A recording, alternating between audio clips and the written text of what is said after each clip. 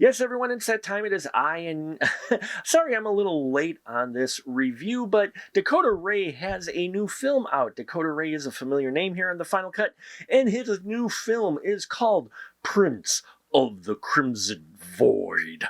Yes, Prince of the Crimson Void, written, directed by Dakota Ray, as well as many other roles that he plays, including Fabian in front of the camera. Fabian is paired with Kimball, who's played by Darian Fox.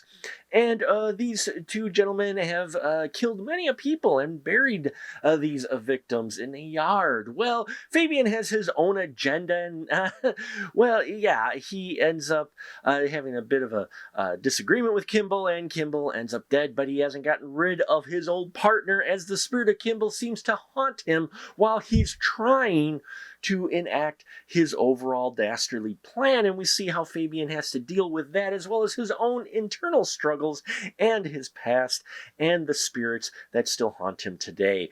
It's funny, I'm not a big fan of nihilistic films, but there is something about Dakota Ray's movies that just keep me coming back. Maybe it's his use of color, his a very effective use of color, and being called the Crimson Void, as you might expect, you get mostly red throughout this film. It's very effective in the color that he used for this movie, giving it an almost otherworldly feel to it, and the way he portrays the Fabian character is definitely in that same Dakota Ray dark and creepy style that we're used to seeing him in. Also making another appearance as Absinthe in this film, which, folks, this film may actually keep you from trying Absinthe for the effect it has on Fabian. But I do love the performance of Dakota Ray.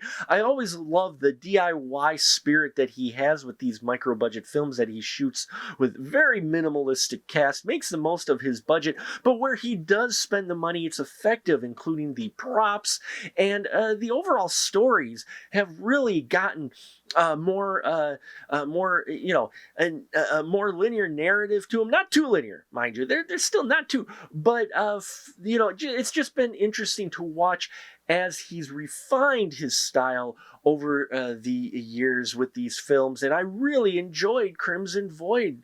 A lot of things in here are not going to appeal to a lot of people, but hey, we do get a squished creature in this film, so it's keeping consistent trend for sure.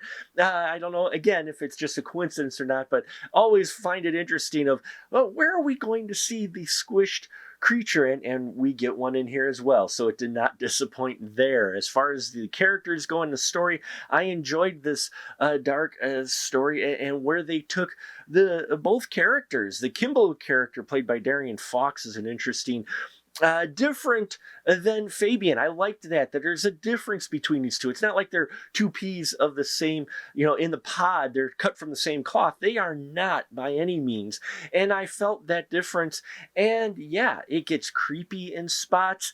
Some people, again, the aesthetic of this film may turn them off, and then some of the stylistic choices which Dakota Ray chose may turn some people off. He does it in the chapter format again, which I always like. Always feels like you're watching a book, like a short novella.